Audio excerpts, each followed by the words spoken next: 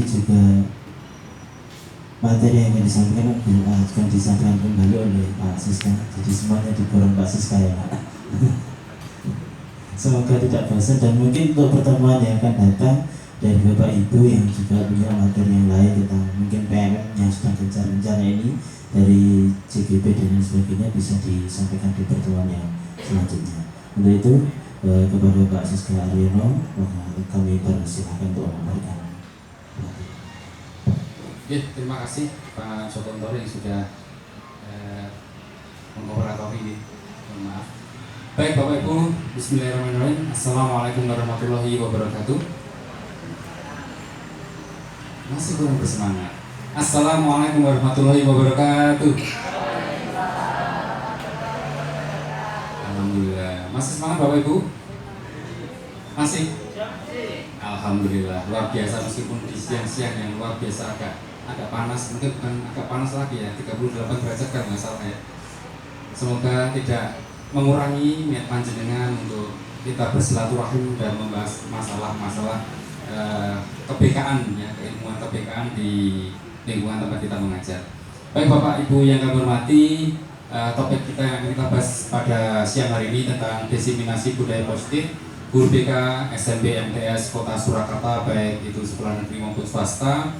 Ini nanti kita akan menyampaikan beberapa penerapan budaya budaya positif ya, budaya positif dengan nilai-nilai kebajikan. Pak Joko, next.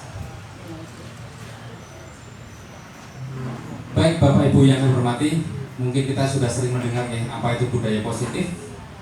Budaya positif itu sendiri adalah sebuah pendekatan disiplin yang mengajarkan tanggung jawab kepada anak-anak dan menanamkan kesadaran diri berdasarkan nilai-nilai kebajikan. Kalau sementara ini yang kita lakukan mungkin di sekolah-sekolah itu menanamkan budaya disiplin itu mungkin ada reward and punishment kalau nggak salah ya.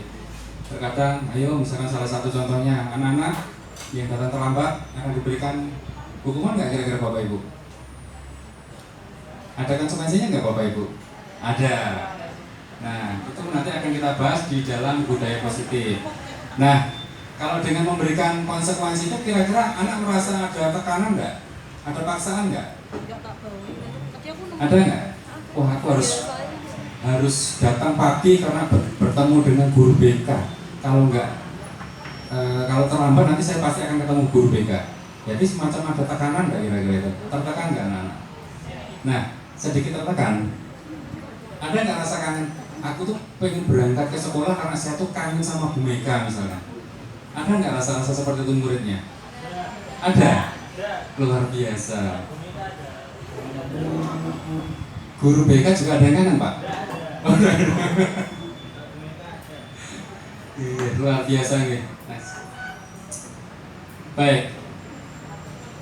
Nilai-nilai kebajikan yang akan kita tanamkan dalam budaya positif itu ada beberapa poin dan itu masih banyak lagi sebenarnya. Yang pertama keadilan, tanggung jawab, kejujuran, syukur, rasa syukur, lurus hati, berprinsip, integritas, kasih sayang, komitmen, percaya diri, kesabaran, dan masih banyak lagi semua nilai-nilai yang dinilai positif. Ini yang akan kita tanamkan ke anak-anak. Bagaimana menciptakan sebuah budaya positif? Bagaimana menciptakan anak ini biar mau jujur sama kita tanpa ada rasanya tekanan. Karena terkadang kita tuh mengajak anak berbuat jujur tapi ayo jujur ora. Sedikit ada tekanan. Mungkin dari kata-kata kita tuh mungkin ada sedikit penekanan yang mengharap bahwa itu anak-anak agar berbuat jujur. Next Pak. Nah, untuk motivasi perilaku manusia ini terbagi menjadi dua. Ada motivasi intrinsik maupun ekstrinsik, eksternal ya. Jadi di situ yang motivasi internal ini menjadikan diri mereka sendiri itu menghargai sesuatu, menghargai diri mereka sendiri. Sedangkan perilaku motivasi eksternal itu adanya sebuah reward and punishment. Misalkan tadi sudah saya sebut di awal, kalau kamu terlambat maka kamu dapat bintang atau mungkin dapat permen. Maka suatu ketika dia ingin berangkat sekolah, motivasinya hanya satu, karena ingin dapat hadiah, reward dari gurunya. Karena aku nanti dapat bintang kok Pak, aku mau berangkat pagi. Aku mau berangkat pagi karena nanti mendapat stempel bagus dari Pak Joko Ntoro misalkan. Itu reward. Tapi kalau punishment, Wah, ini berangkat ke sekolah, saya takut nanti kalau ketemu Pak Siska wajahnya serem. Ya, karena selama ini guru BK itu dicap sebagai apa, Bapak Ibu? Polisi sekolah. Nah, itu yang coba kita ingin di lingkungan kita ini, di kebekaan kita ini, kita ingin menghilangkan cap itu ya, polisi sekolah. Karena sesungguhnya BK itu sebenarnya polisi sekolah bukan sih? Bukan. Lantas apa Bapak Ibu? Sahabat siswa. Berarti karena sahabat jajaki esta ya Bu ya. Sahabat ya bestie ya berarti kudu neraktir gitu ya. Baik, artinya apa? Kalau anak-anak ini sudah punya motivasi eksternal, anak itu hanya takut karena ada penekanan itu, ketidaknyamanan dan hukuman. Aku nek ketemu Pak Siska telat copot sepatu, push up 10 kali. Itu misalkan. Terakhir saya memberikan hukuman sekitar 5-6 tahun yang lalu. Saya memberikan hukuman tapi hukumannya suruh menghafalkan beberapa ayat. Terlambat 10 menit. Setelah itu Bapak Ibu, saya mengikuti beberapa pendidikan, ternyata cara saya itu salah. Memberikan punishment seperti itu menurut saya salah. Itu sempat dikaji dalam keilmuan, itu baik itu di mana itu PPG waktu itu dan juga di tesis itu judulnya juga saya buat, kebetulan saya buat bukunya juga tentang peran guru BK di lingkungan sekolah. Jadi ada polisi sekolah situ, jadi kisah nyata yang dari saya itu saya angkat, saya menjadikan sebuah tesis, kemudian dari tesis saya transformasi menjadi sebuah buku dan itu saya pegang sampai sekarang. Jadi beberapa tahun terakhir saya sudah tidak lagi memberikan hukuman kepada anak karena dari dulu saya selalu dicap polisi sekolah. Begitu melihat wajah Pak Siska itu kalau dari lorong sana itu udah pada kabur lari, padahal aku jadi orang ngopol-ngopol, cuma jalan saja mereka sudah pada jijik gitu ya melihat saya, begilo gitu. Kenapa sih pada kabur gitu?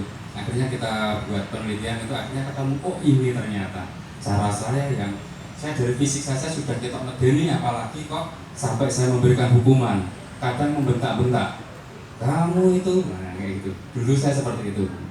Jadi alhamdulillah mulai sedikit-sedikit saya kurangi sehingga saya coba. Nah ini posisi kontrol guru, dulu saya menjadi posisi yang penghukum. Pembuat rasa bersalah saya juga pernah. Oh itu piye, ini nganti wong tuwa mengerti piye kowe telatan. Teman juga pernah. Bu Mega juga pernah sering Bu Mega menjadi teman bagi muridnya. Pemantau dan terakhir manajer. Apa saja poin ini akan kita sampaikan di next Pak. Nah, posisi kontrol yang pertama adalah seorang penghukum. Penghukum dengan nada tinggi, bahasa tubuh yang melotot gitu ya. Benteli ini, istilah itu ini sudah wedi, pokoknya digetak-getak, ngompol bocah gue. Dengan contoh, kamu selalu salah, kowe mesti telat. Pernah nggak Bapak Ibu seperti itu? Pernah nggak? Pernah. Nah itu adalah posisi penghukum. Hasilnya apa yang terjadi? Kemungkinan murid akan marah dan dendam. Ini pernah ada kejadian, saking dendamnya dengan guru, jok motor itu ada yang disilat-silat. Ada yang seperti itu di Surakarta, tetapi saya tidak menyebut apakah itu saya atau bukan. Tapi pernah. Karena apa? Seringkali dimarahi. Setiap kali datang terlambat selalu dimarahi. Bahkan kita tidak tahu kenapa anak ini terlambat. Apa yang menyebabkan anak ini terlambat? Kita nggak pernah tahu dan mungkin tidak mau tahu. Benar nggak Bapak Ibu? Nah itu yang perlu kita gali. Ini di posisi penghukum. Kemudian pembuat rasa bersalah.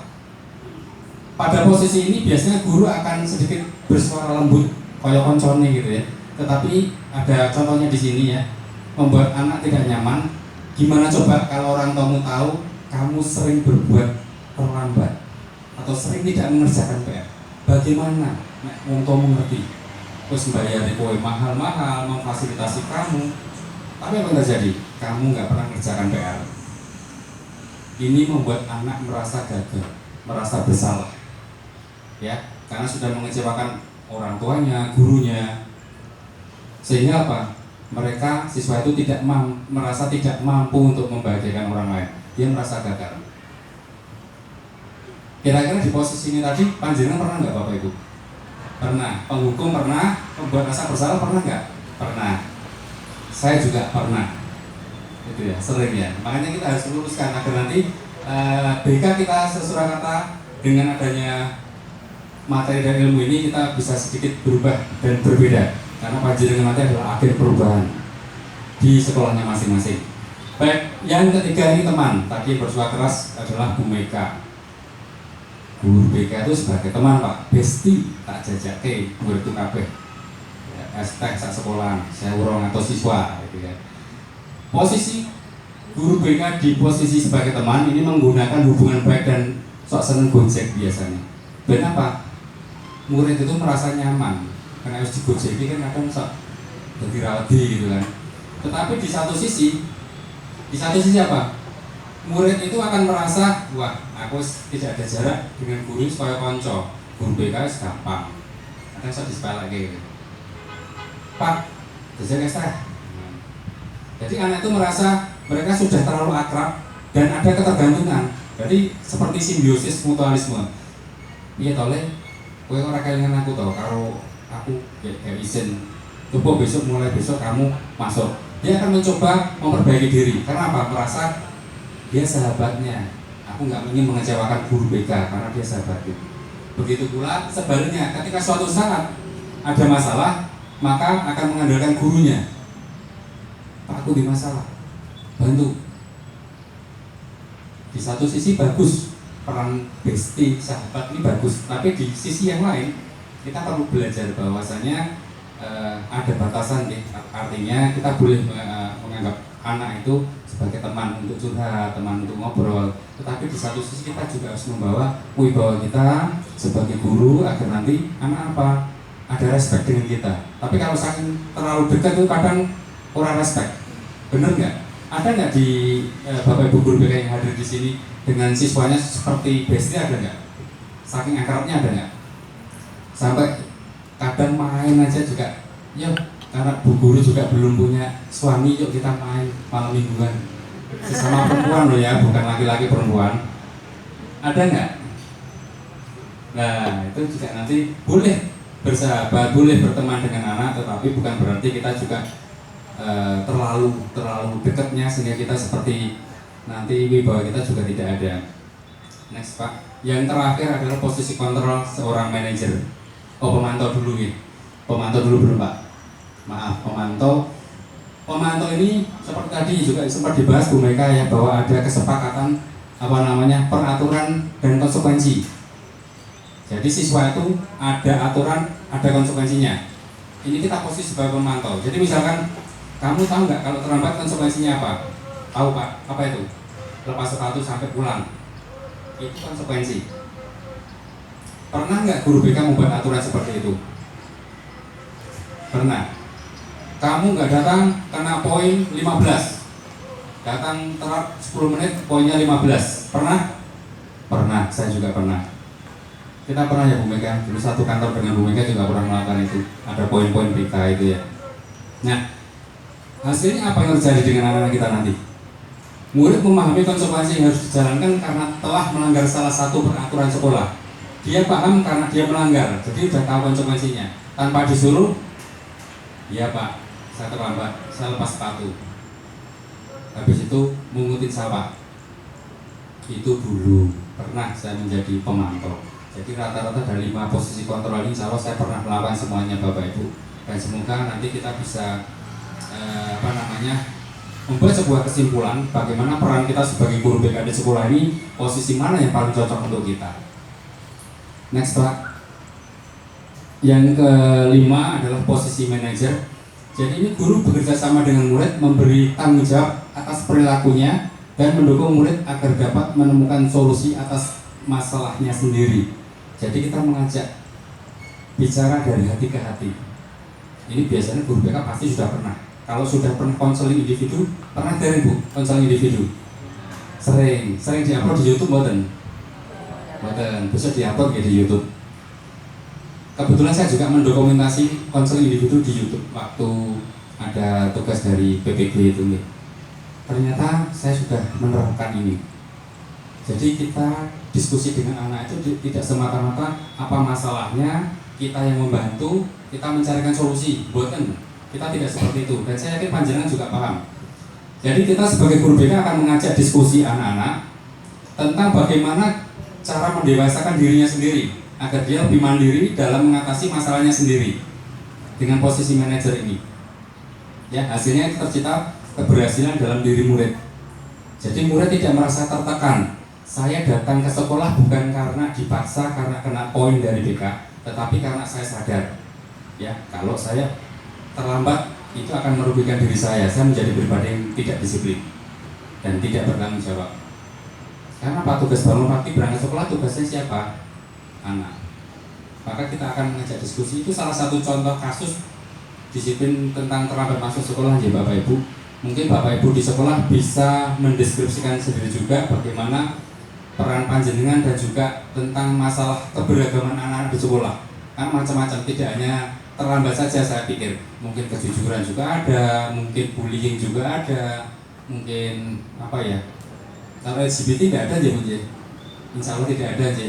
Kalau ada gejala itu segera kita tangani. Itu next Pak, tentang posisi 5 posisi kontrol yang harus kita miliki J. Kira-kira dari 5 posisi kontrol itu Bapak Ibu menghendaki yang mana kira-kira? Posisi apa? Manajer, leres.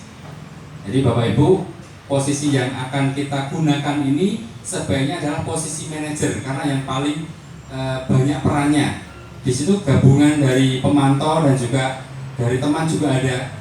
Jadi sehingga kita bisa menerapkan itu di posisi manajer agar nanti apa? Solusi-solusi yang sudah anak lakukan, masalah-masalah itu dia sudah bisa mengembangkan, memunculkan sendiri solusinya.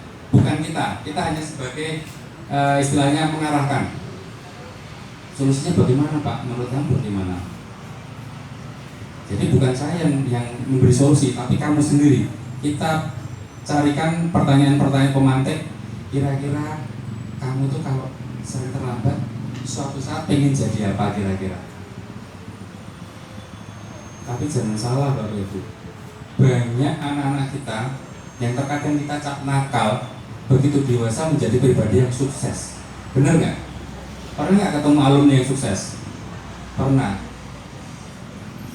Ada juga yang dari awal seperti rajinnya luar biasa, begitu dewasa kita ketemu ya mohon maaf ya, mungkin ada yang biasa, tapi ada juga yang sukses. Tetapi rata-rata kalau kita ketemu alumni itu, saya juga kadang-kadang ketemu kemarin pas di SMA 6 itu saya ada kegiatan CDB di situ, Lokakarya. Saya disamperin, Pak, kamu siapa? Masih sekarang, masih enggak? Yo lali, sopo gue. Saya alumni Pak, masih ingat masih. Artinya ada sesuatu yang berkesan.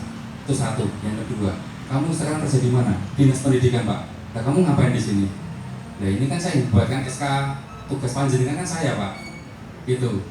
Jadi ternyata anak-anak yang kita nilai terkadang itu biasa, kadang itu nakal, sering terlambat, ternyata ya luar biasa. Mereka ada di dinas pendidikan, ada yang di militer, ada yang pegawai bank, macam-macam Bapak Ibu. Jadi jangan sampai kita memberikan cap pada anak, label anak itu tidak boleh. Kita berikan bocah nakal, bocah pelatan, jangan.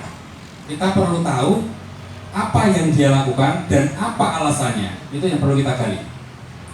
Selanjutnya kita membuat keyakinan kelas.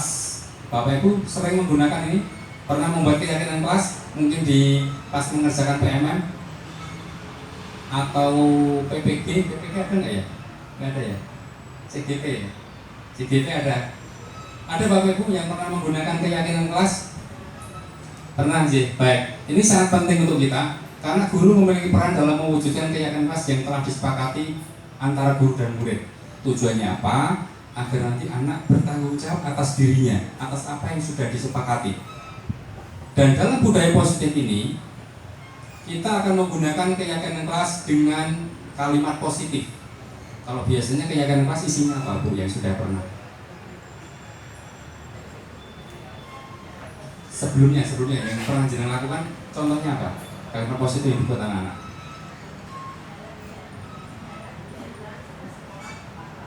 J. Ada lagi yang lain? Pernah nggak? Dilarang terlambat. dilarang buang sampah sembarangan, tidak boleh berkata-kata kotor. Nah, betul, di dalam keyakinan kelas tidak boleh ada kata tidak, dilarang, jangan, tidak boleh. Jadi solusinya bagaimana? Memberikan kalimat positif. Salah satu contohnya, misalkan tadi tidak boleh berkata-kata kotor, kita ganti biar mudah diingat, berkata sopan terhadap sesama, sopan terhadap guru, terhadap teman, ya. Dengan catatan apa? Dalam membuat keyakinan kelas tidak perlu panjang-panjang tetapi mudah diingat. Keyakinan kelas kok satu paragraf, kira-kira hafal orang muridnya? Tidak hafal. Maka buat satu kalimat, jerat, mengena. Tapi kita ini ya, buat anak-anak nih, kita pastikan anak-anak membuat kalimat itu tidak terlalu panjang tetapi ada maknanya, begitu. Nah, ini untuk mengingatkan ketika nanti anak-anak, oh kamu sudah melakukan membuang sampah sembarangan. Sekarang apa keyakinan yang kelas yang pernah kamu buat? Oh iya Pak, saya lupa. Karena keyakinan kelas ini ditempel di dalam kelas untuk reminder anak-anak. Biasanya ditaruh di depan samping papan tulis biasanya kalau di tempat kami. Kalau naruhnya di luar itu mungkin nggak sering terbaca ya. Jadi yang ideal keyakinan kelas sebaiknya ditempel, mungkin dikasih sticky note itu ya, dikasih karton, ditempel. Syukur-syukur di figura itu juga lebih bagus. Tergantung kreativitas wali kelas ataupun kerjasama dengan guru BK itu sendiri. Next Pak. Nah, berikutnya kita akan menginjak ke restitusi. Apa itu restitusi? Sebuah proses menciptakan kondisi bagi murid untuk memperbaiki kesalahan. Karena kita tahu, kita yakin bahwa setiap perbuatan anak yang salah itu kira-kira mutlak perlu kita salahkan tidak? Tidak. Ada alasannya enggak? Ada, pasti ada. Setiap anak melakukan kesalahan, jangankan anak, kita melakukan sebuah tindakan baik itu benar atau salah, pasti ada alasannya. Maka kita harus melakukan pendekatan kepada anak. Kira-kira apa sih alasannya? Kita perlu cari tahu itu. Dan ini kita bisa memasuki ke segitiga restitusi. Yang pertama bisa menstabilkan identitas, yang kedua validasi tindakan yang salah, dan tiga menanyakan keyakinan kelas. Baik Bapak Ibu, sambil kita nanti melanjutkan, monggo ini ada iklan yang sudah mendapatkan daharan, bisa dipun sambil didahar ya. Karena itu mumpung panas muah-muah kan rasanya enak. Engko nek nunggu acara ini rampung salah anyep mendadak kayak saya nanti ya. Jadi silakan nanti sudah dapat langsung, jangan malu-malu, langsung didahar mawon. Mumpung anget, ini Pak Joko, Pak Joko. Siap, Pak Joko nanti sabar menanti. Kalau mau sambil monggo, boleh. Kata nggih Bapak Ibu. Next Pak Joko, kita akan membahas segitiga restitusi. Yang pertama tentang menstabilkan identitas. Ini bertujuan untuk mengubah identitas anak dari orang yang gagal karena melakukan kesalahan menjadi orang yang sukses. Ini penting untuk kita, penting untuk anak-anak, agar nantinya anak-anak tidak salah arah. Ketika dia gagal bukan berarti dia selamanya menjadi orang yang gagal. Maka tugas kita sebagai guru apa?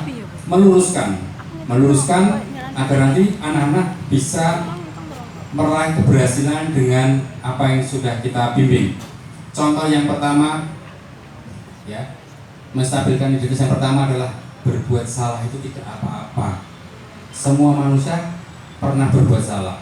Ada nggak manusia yang tidak pernah berbuat salah? Oh iya. Tidak ada manusia yang sempurna. Intinya kita pernah berbuat salah. Itu kata kunci yang pertama.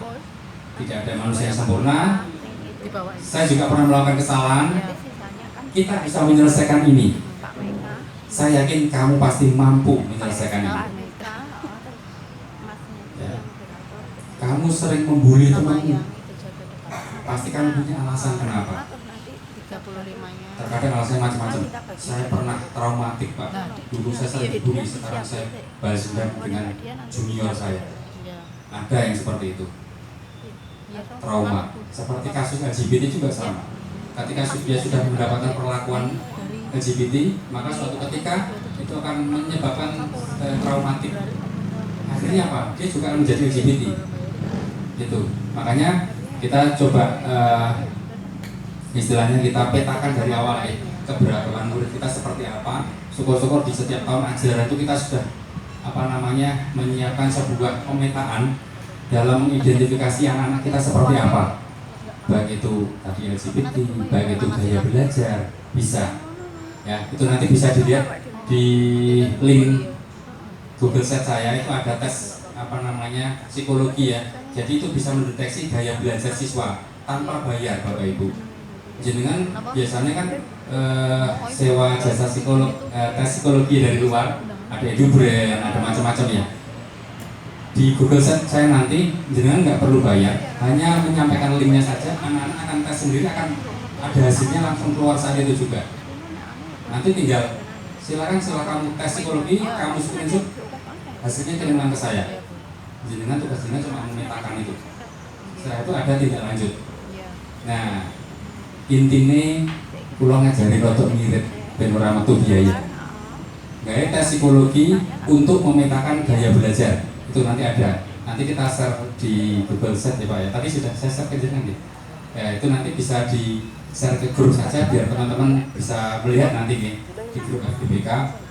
Di situ kita sharing ilmu agar nanti kita semuanya juga maju bersama Bapak Ibu ya. Next Pak ya. Segitiga restitusi yang kedua yaitu validasi tindakan yang salah. Apabila kita memahami alasannya melakukan sesuatu, maka dia akan merasa dipahami. Ini kayak ketemu suami panjenengan waktu itu nih. Karena perempuan ingin dimengerti. Emang perempuan kok yang ingin dimengerti. Laki-laki juga ya Pak ya. Anak-anak juga. Jadi ketika dia melakukan suatu kesalahan, dia kadang juga ingin dimengerti. Kenapa sih dia melakukan itu? Kenapa dia tiba-tiba nendang pintu? Pintu kelas itu dijebol, dia selalu nendang. Janjinya ada apa? Kita perlu gali itu dan kita perlu kaji. Kamu pasti punya alasan kenapa kamu melakukan itu. Kenapa kamu selalu membuli? Kenapa kamu suka banting-banting piring? Bu, jangan banyak-banyak, mericanya tidak pedes. Suka pedes. Aduh, saya kalah. Aku pedes itu ini tak kukur-kukur, kuat. Ya, intermezzo saja Bapak Ibu. Jadi ada contoh yang berikutnya, kamu boleh mempertahankan sikap itu, tapi kamu harus menambahkan sikap yang baru. Kamu boleh sedikit-sedikit marah, banting-banting sesuatu, tapi setidaknya coba kamu tambahkan sikap yang baru yang lebih baik. Nek kue emosi itu, sikap apa yang ingin kamu tambahkan agar tidak merugikan orang lain? Ini validasi tindakan yang salah. Jadi ketika ada yang sudah melakukan kesalahan, jangan langsung divonis, jangan langsung dihukum. Ya. Maka sebagai guru BK sebaiknya mulai saat ini kita sudah mengurangi hukumannya. Hukuman itu biasanya memang sejauhnya tugasnya kesiswaan. Kita hanya memberikan arahan-arahan yang membangun anak-anak menjadi pribadi yang mandiri seutuhnya dan juga pribadi yang bertanggung jawab. Intinya hanya itu. Apakah di sini ada guru BK yang masih berprofesi sebagai penghukum barangkali? Masih. Biasanya guru-guru di sekolah kita tuh, woi, gini temanku, gini ini melakukan kesalahan. Oh, kamu guru BK masih seperti itu enggak? Nah, kalau masih seperti itu, kita perlu duduk bersama. Saya pernah begitu Pak. Saya duduk bersama stakeholder yang ada, kepala sekolah, wali kelas, guru, kumpul semuanya. Kita akan mencoba memfilter tupoksi daripada guru BK. Kira-kira jenengan sudah mengetahui belum tupoksi guru BK itu apa wae? Apakah juga sebagai penghukum? Saya kira mboten sih. Maka kita perlu menyamakan persepsi dengan warga sekolah. Agar apa? Ora sithik-sithik guru BK. Guru BK kan soalnya rane gawe ya. Gawe ini guru mangan sithik kayak merica wis. Betul nggak Bu? Bercanda nggak Bu? Jangan dimasukkan ke hati, masukkan ke dalam dompet saja Bu. Gitu ya. Jadi kita perlu duduk bersama, diskusi dan menyamakan persepsi dengan warga sekolah biar dikit-dikit tidak guru BK. Kalau siswa bermasalah melakukan pelanggaran, jangan hukuman guru BK. Jangan sampai seperti itu. Karena kita bukan tempat penghukum. Kalau kita bicara dengan posisi kontrol yang pertama tadi. Next Pak. Oke. Yang ketiga adalah menanyakan keyakinan. Anak memiliki nilai-nilai yang dia percaya dan selanjutnya berpindah menjadi orang yang dia inginkan. Contohnya, apa yang kita percaya sebagai keluarga atau kelas, kemudian apa nilai umum yang telah kita sepakati, apa bayangan kita tentang kelas yang ideal, dan kamu mau jadi orang yang seperti apa. Poin ini penting, pertanyaan ini penting untuk menanyakan sebuah keyakinan. Kamu setiap hari membuli temanmu, kamu merasa puas? Ya Pak, saya senang. Kira-kira kalau kamu seterusnya seperti ini, besok suatu saat kamu ingin jadi seperti apa? Apa cita-citamu? TNI Pak.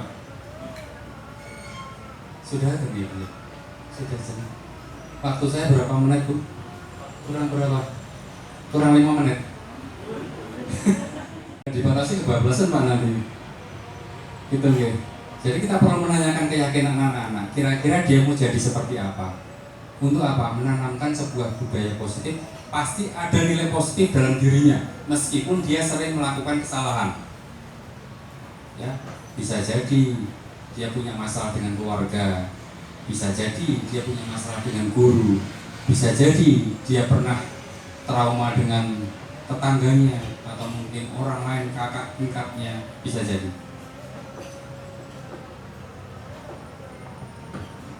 Moga-moga dipun rapi buat teman-teman aku. Biar tugas saya bekerja di depan panjenengan yang benar sambil menatap saya. Masih di keliru ya. Saya sampai salahnya saja yang dimakan.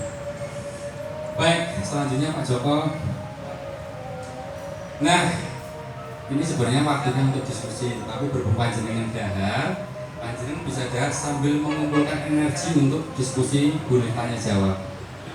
Jadi sambil bayangke anakku di masalah apa yang perlu saya diskusikan, semoga sambil kita mendengarkan adzan sambil panjenengan dahar juga semoga kita ada sesi untuk diskusi, kita bisa tanya jawab. Nanti setelah diskusi saya ingin panjenengan meluangkan waktu sekitar 3 menit saja untuk merefleksi kegiatan kita. Ya, nanti kita akan share Jamboard ya Pak ya, agar nanti Bapak Ibu bisa mengisinya di Jamboard dan dikirimkan kepada kami begitu. Matur nuwun Pak Joko, bisa berdulu, panjenengan bisa nunjuk daerah dulu. Kita sambil menunggu inspirasi dari Bapak Ibu yang lain dalam berdiskusi. Kita sementara kita skorsing berapa menit Pak? Setengah jam. Daerah kira-kira berapa menit? Ya 15 menit moderator ya pokoknya. Oke, sementara kita pending dulu Bapak Ibu. Matur nuwun. Masa diskusi saya lebih tahu tidak, saya juga belajar di sini. Kita sharing saja dari pengalaman panjenengan dengan segitiga restitusi.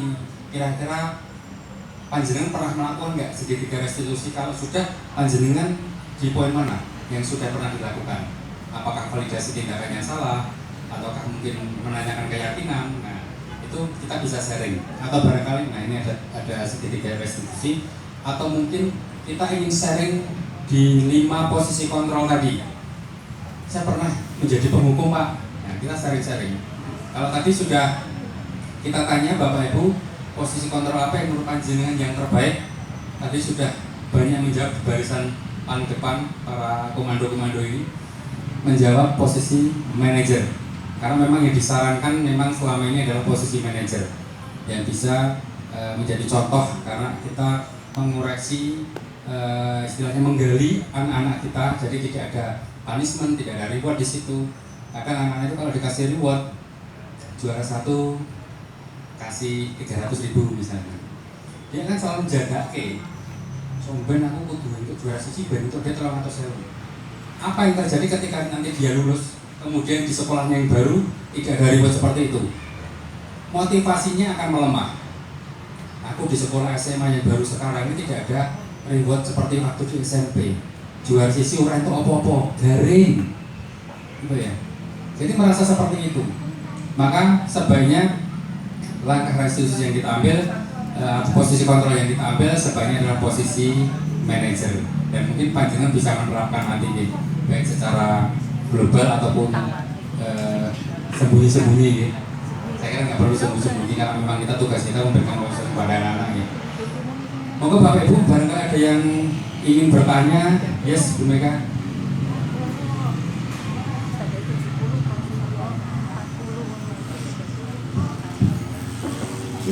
Atau Kak Siska,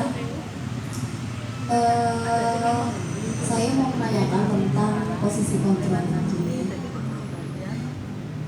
Sampai sekarang, sebenarnya saya sudah dulu kan sudah belajar gitu. Cuman sampai sekarang yang masih sering saya pakai itu yang ini loh Pak, membuat merasa besar. Masih saya seperti itu karena apa Pak? Kadang-kadang kalau kita ngomong sama anak, itu saya kan bilang, apa coba deh kamu pikir orang tua kamu sudah bekerja, banting tulang seperti itu, masa kamu nggak seperti ini? Apa nggak kasihan? Saya kan kayak gitu, itu kan termasuk dua ya Pak ya. Saya rasa itu kok apa ya efektif karena kan dia ketika dia merasa oh iya ya orang tua aku kan sudah kerja banting tulang, masa aku nggak seperti ini ya itu. Terus harapan kami dengan seperti itu dia nanti jadi termotivasi ingin menyenangkan. Kadang kan anak tuh pengen ya membuat orang tuanya bangga, nah itu salah satu motivasi ya. Nah itu Pak, jadi kenapa kok sampai sekarang kadang-kadang saya memilih untuk memang saya lihat ya karakter anaknya tuh seperti apa gitu kan, bisa digobloke ora atine kalau saya seperti itu gitu. Nah gitu Pak, jadi pripun menurut pendapat Pak Siska kalau seperti itu gitu Pak? Terima kasih Bu Mega atas pertanyaannya. Ini CGP senior yang angkatan 4 nih, lebih senior daripada saya. Tapi di sini kita akan sharing berbagi ilmu tentang keilmuan kebekaan kita nih. Baik Bu Mega tadi menanyakan tentang membuat merasa bersalah. Ketika kita memegang posisi kontrol seperti itu, menurut saya efektif ya Pak ya. Sebelumnya saya tanya Bu Mega, dengan panjenengan menerapkan posisi kontrol membuat merasa bersalah, panjenengan sudah ada impact-nya belum? Imbasnya anak-anak itu ternyata setelah lulus juga dia sudah menceritakan hasil kesuksesannya begitu. Kalau selama ini mungkin belum sampai anak lulus, cuma setelah itu kan kita berkala ya Pak. Jadi setelah sekian bulan gitu otomatis kita timbali lagi. Itu anak juga udah alhamdulillah kayak kamu sudah ada perbaikan gitu kan. Terus dia ngomong, iya Bu saya kasihan sama orang tua saya kayak gitu Pak. Jadi memang sedikit banyak itu masuk. Terima kasih Bu. Itu jadi akan kembali seperti reward and punishment tadi ya. Jadi ketika di depan kita akan mencoba membuat dia merasa bersalah. Iya rasanya bapak ibu mesti nyekolah ke gue kok kalau ini. Dia akan menjadi pribadi yang gagal sebenarnya kalau kita korek keterangan lebih dalam. Kita gali lebih dalam. Mungkin di depan kita, ya Bu saya besok tidak akan mengulangi lagi. Tapi panjenengan tahu nggak? Pernah nggak membuat atau merefleksikan pada siswa kita ini menggali lebih dalam, melakukan pendekatan yang lebih dalam. Jadi memang dibutuhkan intervensi wawancara ya agar nanti kita bisa tahu. Jadi tidak hanya sekilas saja, karena yang kita tahu karena masuk ruang BK ketika kita membuat intervensi seperti itu akan merasa oh teknik ini berhasil. Tapi kita nggak tahu karena tadi dia juga ingin dimengerti kenapa dia melakukannya. Karena dia merasa mungkin oh ya aku merasa sungkan karena saya sudah merasa bersalah. Saya disebut sebagai produk yang gagal ketika saya tidak bisa membuat sesuatu yang lebih baik. Jadi kalau kita menerapkan posisi manajer misalkan, itu sudah otomatis membuat siswa itu merasa mandiri. Sedangkan di posisi merasa bersalah, anaknya akan merasa bersalah. Seterusnya akan merasa bersalah. Meskipun di hadapan panjenengan dia merasa besok tidak bisa ulangi Bu. Kira-kira ikhlas nggak? Dia melakukan itu ikhlas nggak kira-kira? Apa hanya di hadapan panjenengan saja? Kan begitu. Jadi yang perlu kita gali, jadi setelah kita memberikan treatment seperti itu, kita juga jangan sampai langsung melepas begitu saja. Perlu kita kawal. Oh, dia sudah tidak melakukannya berarti waste. Jangan. Kita perlu melacak track recordnya. Setelah dia tidak melakukan itu, suatu saat meskipun dia tidak melakukan kesalahan, coba kita dekati, kita cari catatan data dari dia. Apakah dia memang murni dia tidak akan melakukan itu lagi karena memang ya saya sudah mendengarkan saran Bu Mega karena saya tahu saya tuh merasa bersalah karena orang tua saya menyekolahkan saya di sini tuh harapannya tinggi agar menjadi orang yang sukses. Ternyata saya sampai saat ini gagal. Saya sering terlambat, sering tidak mengerjakan PR. Apa yang dilakukan di rumah? perlu kita cek. Kira-kira sinkron nggak apa yang dilakukan di sekolah dengan yang dilakukan di rumah? Neng sekolahan DE ketok rajin, tapi di rumah apa yang terjadi? Apakah mainan HP sampai 24 jam? Apakah dia melakukan kegiatan yang negatif di luar? Perlu kita cek, Bu. Jadi jangan sampai boleh kita melakukan itu, karena saya juga pernah membuat rasa bersalah anak. Saya pun juga memposisikan saya, misalkan aku jadi murid aku dilok ning ngono kira-kira piye? Ada tikus saya. Jalan-jalan ada tikus. Awas kejatuhan, Bu, jangan terus kejatuhan nanti. Itu aja. Jadi perlu Bapak Ibu ketahui, saya kira kita semua pernah melakukan ini. Masih penasaran? Saya di sini tampani ini. Ya, jadi kita perlu bereksperimen dengan 5 posisi kontrol ini, perlu kita cek satu-satu. Coba kita uji anak ini dengan penghukum. Kita uji anak ini dengan pembuat rasa bersalah. Kita uji anak dengan sebagai teman. Kira-kira reaksinya dia. Setelah itu kita lacak. Dari metode yang kita gunakan ini, anak ini melakukan sebuah perubahan tidak. Setelah melakukan perubahan, kita juga akan ngecek lagi. Jadi tugas kita tuh sebenarnya banyak, Bu. Ora guru garap BPMKS tok. Ya, bagi yang bertugas BPMKS ya. Karena guru BK dicapai kan radikawian gitu. Padahal kita akeh. Kita harus mengidentifikasi siswa, ya toh. Kita harus ada tidak lanjut untuk siswa yang seperti ini. Jadi kalau kita sudah merasa berhasil dalam satu kasus, jangan berhenti di situ. Kita harus mengawal terus, nanti ke depan bagaimana anak ini, pribadinya bagaimana, apakah masih menjadi pribadi yang gagal atau menjadi pribadi yang sukses. Begitu Bu Mega untuk pengalaman kami. Terima kasih atas pertanyaannya, dan semoga kita akan belajar dari pengalaman-pengalaman posisi kontrol ini, dan kita nanti akan mengarahkan ke posisi manajer. Karena memang kenapa saya mengarahkan ke posisi manajer, itu cara yang terbaik Bapak Ibu, karena menjadikan anak lebih dewasa. Kalau sampai saat ini kan panjenengan bersani anak-anak sekarang itu koyo bahkan sopan santun juga semaunya sendiri, dikongkon ibu we tumbasne tepung yang kono kok tak opahi 2000 mau gue ibu wae kok tak opahi 5000 Bu. Nah itu kan semacam tidak kurang ini ya, beretika. Artinya itu perlu yang kita gali kan, itu tanggung jawab, responsibility, kemudian apalagi tadi penanaman nilai positif. Nah itu, attitude itu penting. Maka kita akan mengawal dalam posisi manajer. Monggo nanti Bapak Ibu bisa menerapkan jika ada kasus keberagaman siswa yang ada di dalam sekolah panjenengan, coba praktekkan. Jadi tidak hanya teori di sini, pulang dari sini panjenengan sudah punya bekal, silakan mulai besok pagi dipraktekkan. Saya kira BK mesti kasusnya agak banget gitu. Setiap hari nggak habis-habis ya Bu Mega. Mana muridnya sehunan gitu ya. Gitu. Ada yang guru BK nganggur sampai diparingi tugas macam-macam selain BPMKS gitu ya. Jadi ya masa kayak guru BK sampai di BPMKS, BSN, apa lagi bantuan orang tua asuh itu juga ya. Itu macam-macam guru BK jadi misalnya karena apa? Gaweane kita nganggur, maca koran, tengok-tengok gitu. Padahal sebenarnya pekerjaan itu banyak. Kalau kita mengerjakan ini belum administrasi loh. Administrasi gawe modul ajar segala macam, RPL, durung PMM doyak kepala sekolah, segala belum. Karena itu akan menaikkan nilai rapor sekolah. Segala PMM durung, untuk sertifikat piro, kan begitu. Ya kan, daftar CGP durung. Itu akan menaikkan rating sekolah. Karena kepala sekolah memang terus terang juga di oyak-oyak sama dinas pendidikan. Sekolah kita masih rendah. Saya pernah menghadiri itu kebetulan, mewakili kepala sekolah, diundang sama Bu Dian di hotel apa ya saya lupa. Mewakili kepala sekolah, itu sekolah memang ditekankan khususnya kepala sekolah. Sekolahmu kudu rapornya apa? Ya, mengikuti apa? GTK-nya ini nggak bisa diintervensikan GTK-nya ini ya.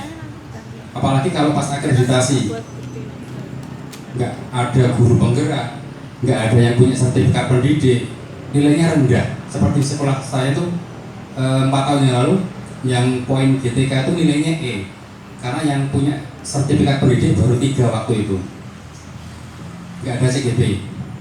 CGP baru tahun keberapa ya, angkatan keempat itu. Yang CGP baru 2 di sekolah kami. Kalau Albidin kelihatannya banyak banget. Nggih Bu nggih. Bujing banyak nggih CGP nggih.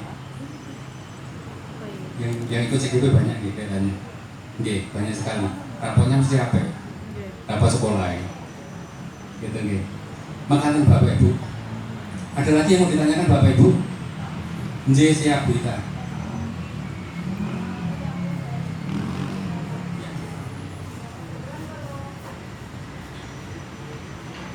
Ya, terima kasih.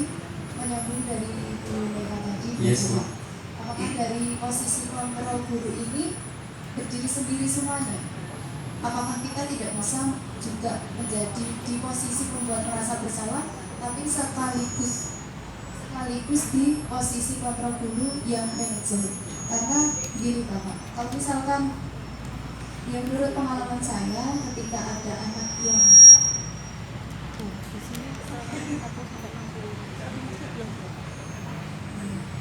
karena pengalaman saya ketika belum lama ini ada anak yang terlambat, tapi saya tahu betul anak ini sebenarnya jarang terlambat. Mungkin karena takutnya sehingga dia berkata di awal itu tidak jujur. Oke, karena saya sendiri tahu kalau bahwasannya yang dikatakan anak ini itu, sehingga saya ada bertanya seperti ini Bapak. Yang kamu katakan tadi jujur, betul, jujur nggak nih? Karena orang jujur sama orang yang bohong itu beda loh Mas. Saya bilang gitu. Akhirnya dia kemudian jujur, kemudian ya secara tidak langsung efeknya dia menjadi merasa bersalah karena yang disampaikan di awal itu bohong. Kenapa kok tadi bohong? Kemudian menyampaikan begini-begini Bu, karena saya tadi kamu bangun jam berapa? Sebenarnya kan bangun subuh. Kemudian setelah subuh kan masih banyak waktu.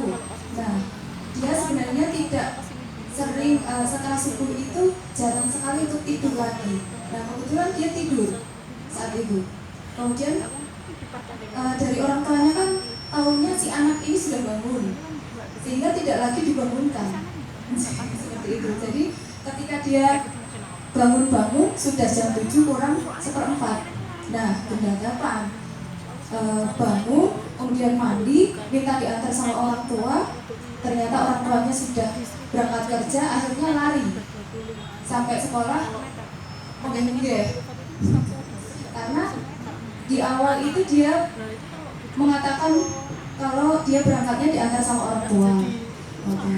Lah, berangkat diantar sama orang tua kok menggigil Mas, kenapa?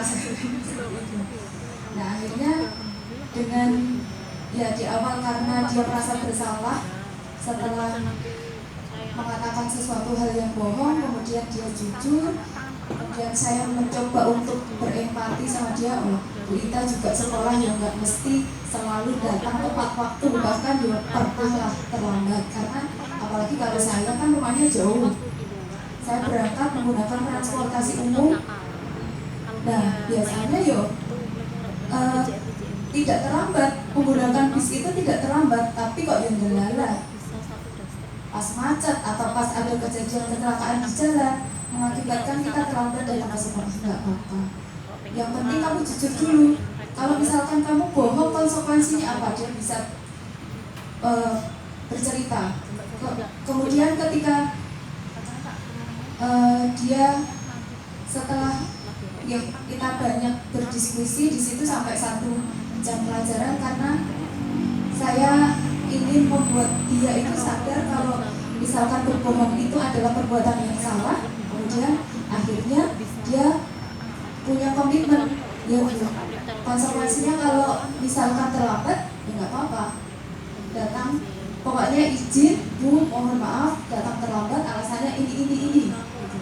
Kemudian besok lagi ketika kita ibaratnya kalau dari rumah itu sekiranya ternyata bangunnya kesiangan atau apa, kita bisa memberi kabar dulu ke guru jam pertama atau guru BK-nya, sehingga mengkonfirmasi bahwa Bu, mohon maaf saya datang terlambat. Akhirnya dia bisa membuat keputusannya sendiri Dan besoknya ternyata dia tidak datang terlambat lagi karena saya tahu si anak ini sebenarnya bukan orang-orang yang malas gitu. Terima kasih begitu Bapak. Terima kasih Bu Ita yang sudah menjelaskan luar biasa panjangnya ya. SMP 27 itu luar biasa hebat-hebat. SMP 7 nih. Aku dan SMP 7 hebat-hebat. Baik, Ibu Ita tadi yang saya tangkap itu tadi statement yang menyatakan membuat merasa bersalah itu kok saya tidak ada di situ. Yang saya tangkap dari panjenengan itu adalah pemantau. Karena menanyakan apa tadi konsekuensinya apa kan gitu. Konsekuensinya apa kira-kira kamu sering terlambat seperti sering bangun siang dan sebagainya. Kamu jujur dan kamu bohong atau tidak. Ini sebagai pemantau. Dan perlu kita ketahui Bapak Ibu, di posisi manajer itu mengadopsi dua. Jadi pemantau dan teman itu masuk di posisi manajer, sudah include di dalamnya. Kita bisa melakukan beberapa poin itu, bisa penghukum, membuat merasa bersalah, teman, pemantau, manajer. Tetapi di posisi manajer lah yang mengandung dua ini, teman dan pemantau. Ini include di dalamnya. Jadi bisa kita kolaborasi. Kita pakai kadang teman saja bisa, pemantau saja bisa kalau itu dinilai efektif. Tetapi kalau membuat merasa bersalah ini biasanya menjadikan anak menjadi orang sosok yang gagal. Penghukum juga sama, dia akan menjadi seorang yang pendendam, geteng karo guru BK. Ini pernah terjadi, saya juga pernah mengalami itu. Ada anak yang benci karena saya waktu awal menjadi guru BK itu seperti ditantang gitu. Dalam waktu itu kok yo aku ngadeni, aku cek 6 dia. Jadi maksudnya masih ini ya, hampir sama ya, selas-selas. Anak itu langsung saya tarik di lapangan, langsung tak angkat gitu ya, tak oncal gitu, langsung tak taruh di depan tengah lapangan. Mereka sudah ada belum ya? Saya tempeli nama ini, saya berjanji tidak akan tempeli di sini ya, pakai kertas. Dan itu kesalahan fatal yang saya buat waktu itu, karena saya jadi guru BK anyaran. Itu tahun berapa ya? Saya sebelumnya di SMP Polri 2 tahun, kemudian pindah sampai Badek 2010. Guru BK Anyaran ditantang gitu. Dan kebetulan anaknya juga rodo seperti itu istimewa, dan itu kesalahan saya. Nah, untuk posisi ini kita kembali ke posisi yang disampaikan Bu Ita, itu adalah posisi pemantau, karena dia menanyakan, dia tidak seolah-olah membuat merasa bersalah anak. Jadi bukan anak yang merasa bersalah, aku mau ngopo tidak turun meneh, bukan itu, tetapi membuat identitas yang gagal. Tapi saya tangkap juga ada sedikit restitusi yang panjenengan sampaikan, ada validasi tindakan yang salah. Seperti aku ini iso loh memberikan contoh. Semua orang pernah melakukan kesalahan, bahkan saya juga naik bis itu juga tidak terlambat. Kamu pun juga bisa melakukan itu. Itu validasi tindakan. Jadi ada segitiga restitusi yang panjenengan terapkan. Kemudian di posisi kontrol ini panjenengan juga menerapkan pemantau, posisi pemantau. Kalau yang membuat merasa bersalah itu kadang statementnya begini, kamu itu loh sudah difasilitasi orang tua, diberikan seragam, sekolahmu sekolah swasta yang mahal, untung murah apa, HP-mu bagus, iPhone, ibu loh punya Nokia jadul, mungkin masih ada nggak sih? HP biasa gitu. Kadang HP anak-anak kita lebih bagus. Itu membuat merasa bersalah anak. Aku difasilitasi orang tua tetapi masih seperti ini. Karena apa? Tidak bisa membahagiakan orang-orang yang dia sayangi, guru, orang tua, tidak bisa menjadi pribadi yang sukses. Makatan Bu Ita, jadi mungkin nanti bisa diterapkan juga untuk posisi kontrol yang pemantau juga bisa, tapi yang paling riskan adalah penghukum dan membuat merasa bersalah. Ini karena akan seterusnya membuat anak itu trauma nanti sampai dia dewasa. Terkadang kalau yang penghukum itu sampai benci sama gurunya. Suatu saat kalau ketemu tidak mau menyapa.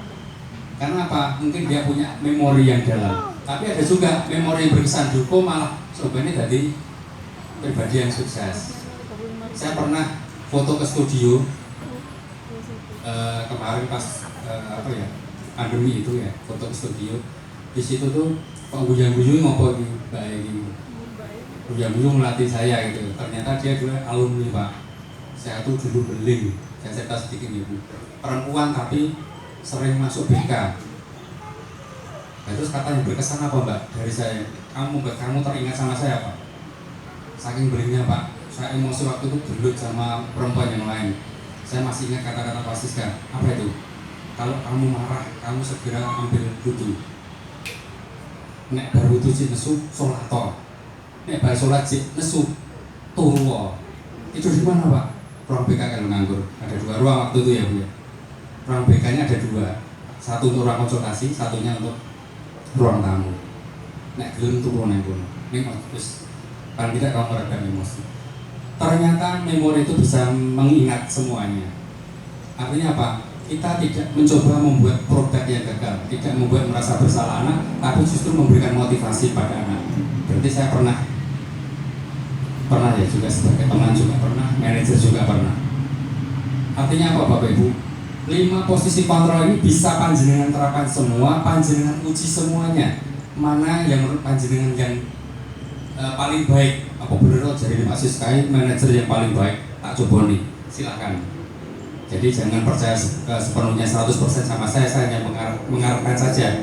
Kalau panjenengan belum yakin, silakan coba. Aku nek membuat merasa bersalah karo anakku kira-kira piye. Nek saya pakai posisi pemantau kira-kira bagaimana? Saya posisi teman seperti Bu Meka, nyatanya berhasil Pak, ya monggo. Tapi perlu kita gali lebih dalam. Apakah seterusnya kita akan menjadi pribadi yang teman karena kita mengingat kadang tidak ada batasan. Aku sebagai konco, soalnya aku melakukan kesalahan ya aku kudu simbiosis. Karena guruku menyuruh saya, yo ingat saya lo ya, macam-macam lo ya. Artinya apa? Nanti ketika ada masalah, simbiosis, mutualisme. Aku dibantu Pak, aku di masalah karo Pak Kain.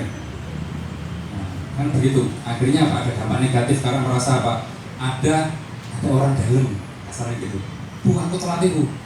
Oke, aku kesiswaannya tolong diurusi, aku dukung.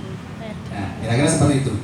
Makanya Bapak Ibu, pangapunten kalau terlalu melebar kemana-mana, karena sepertinya waktu saya sudah di-cut oleh MC karena terlalu panjang, pangapunten sekali, sampai ada yang buru-buru mau pulang, mohon maaf ya Bu. Bukan, ya siap, bukan kesalahan panjang, kesalahan ada di saya, karena terlalu panjang lebar. Makanya Bapak Ibu, terima kasih. Dari saya Pak Joko, saya kembalikan ke Pak Joko. Nanti Bu Ita, nanti kalau masih ingin diskusi kita lanjutkan lagi. Matur nuwun, jangan lupa jambornya diisi ya Bapak Ibu. Matur nuwun, untuk Pak Joko. Terima kasih. Mohon untuk plusnya untuk Pak Siska juga Bapak Ibu. Dan saya tidak bilang melanjutkan, langsung saya kembalikan ke pembawa acara Ibu Mika untuk menutup acara hari ini. Monggo.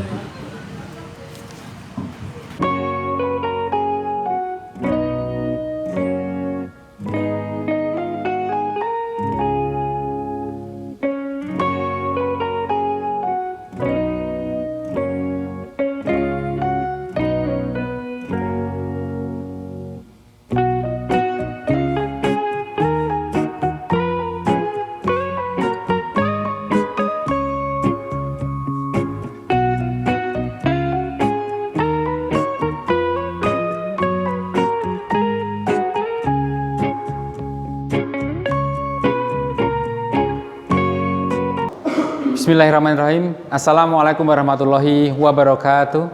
Waalaikumsalam warahmatullahi wabarakatuh. Gimana kabarnya hari ini? Alhamdulillah baik. Alhamdulillah ya.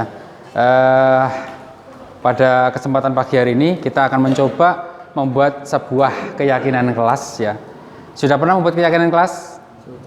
Sudah. Dalam membuat keyakinan kelas ini nanti kalian akan menulis di sticky note nanti yang sudah saya sediakan ya di sini, masing-masing saya berikan satu. Tetapi nanti dalam pembuatan keyakinan kelas akan memakai kalimat positif. Sudah tahu kalimat positif? Belum. Salah satu contohnya begini. Dilarang buang sampah sembarangan. Apa kalimat positifnya? Keren, cakep. Betul gitu ya. Buanglah sampah pada tempatnya. Jadi menghilangkan kata dilarang dan menghilangkan kata tidak atau jangan juga dihilangkan. Misalkan tidak boleh terlambat, ya berarti kata positifnya apa? Datang tepat waktu. Betul, datang tepat waktu. Begitu ya. Jadi menggunakan kalimat positif. Ya, yang nantinya kita akan membuat sebuah budaya positif ya. Tentang keyakinan kelas yang sudah kalian buat ini nanti akan kita sepakati bersama antara Pak Siska dengan kalian. Jadi harapannya apa? Keyakinan yang sudah kamu tulis ini nanti tidak usah panjang-panjang. Yang penting mudah dihafal, mudah diingat. Gitu ya. Satu kalimat jelas, padat, berisi ya. Tetapi apa? Dalam keyakinan kelas ini nanti kamu juga harus menyepakati bersama. Kalau sudah ada sepakat berarti harus dilaksanakan. Setuju enggak kira-kira? Setuju.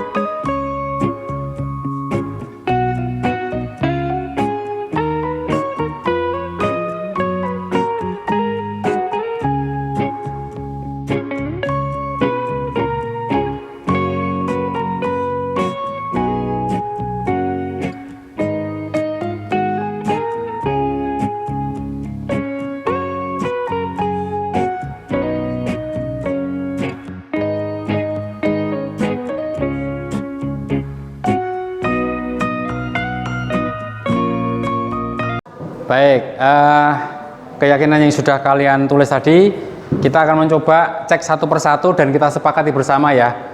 Nanti yang sekiranya sesuai dengan yang kalian yakini dan itu sepakat, kita tempel. Tapi kalau enggak, kita lepas. Yang sekiranya tidak sesuai kita lepas, gitu ya. Kita baca dulu yang pertama dari Mas Fadil. Sopan terhadap guru yang mengajar maupun wali kelas. Sepakat tidak? Sepakat. Baik. Yang kedua, bicaralah dengan sopan terhadap guru. Hampir sama toh? Mana yang mau dipilih? Yang pertama atau kedua? Yang pertama. Berarti kita lepas ya karena hampir sama ya. Kemudian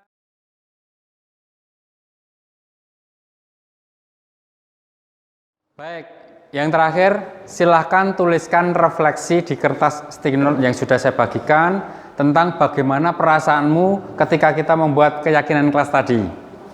Itu ya, bagaimana perasaan kalian ketika membuat keyakinan kelas. Apakah bisa dipahami? Bisa. Baik, sekarang silahkan ditulis. Nanti kita tempelkan di sini ya.